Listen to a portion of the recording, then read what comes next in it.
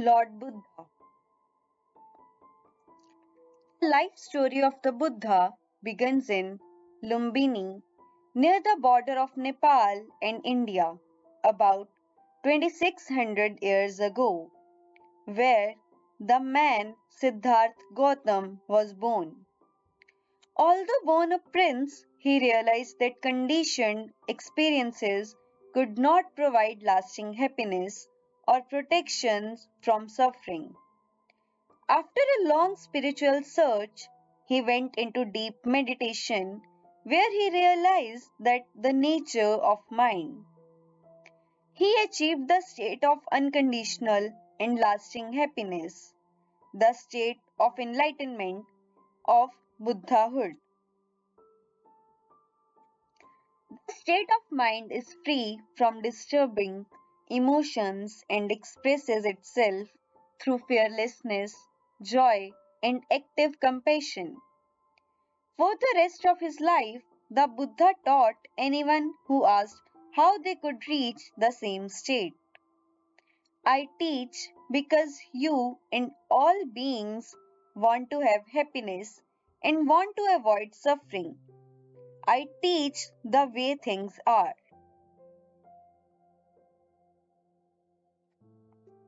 India at the time of the Buddha was very spiritually open.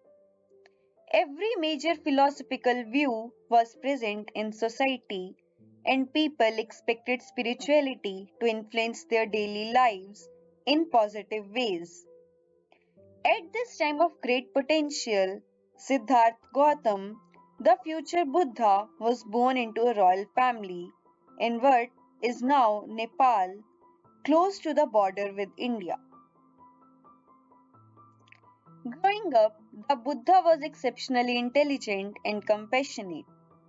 Tall, strong, and handsome, the Buddha belonged to the warrior caste. It was predicted that he would become either a great king or spiritual leader.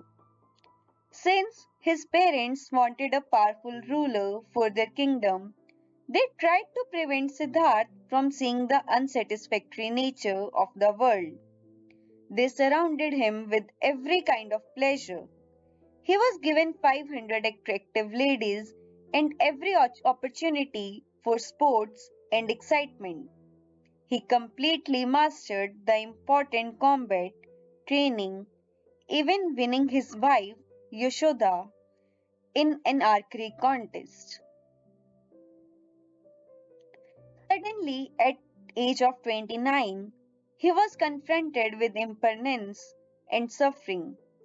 On a rare outing from his luxurious palace, he saw someone desperately sick. The next day, he saw a decrepit old man, and finally a dead person. He was very upset to realize that old age, sickness, and death would come to everyone he loved. Siddharth had no refuge to offer them.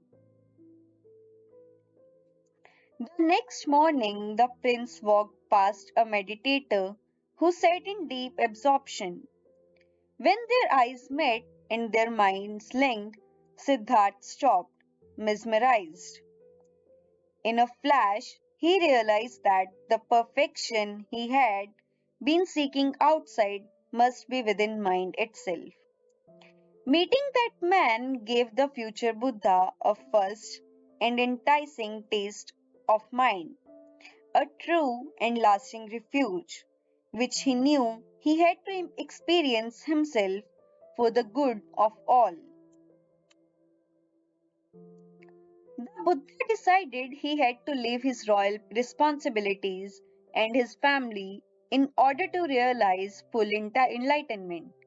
He left the palace secretly and set off alone into the forest. Over the next 6 years, he met many talented meditation teachers and mastered their techniques. Always he found that they showed him mind's potential but not mind itself. Finally, at a place called Bodh Gaya, the future Buddha decided to remain in meditation until he knew mind's true nature and could benefit all beings. After spending 6 days and nights cutting through mind's most subtle obstacles, he reached enlightenment on the full moon morning of May, a week before he turned 35. At the moment of full realization, all wheels of mixed feelings and stiff ideas dissolved, and Buddha experienced the all encompassing here and now. All separation in times and space disappeared.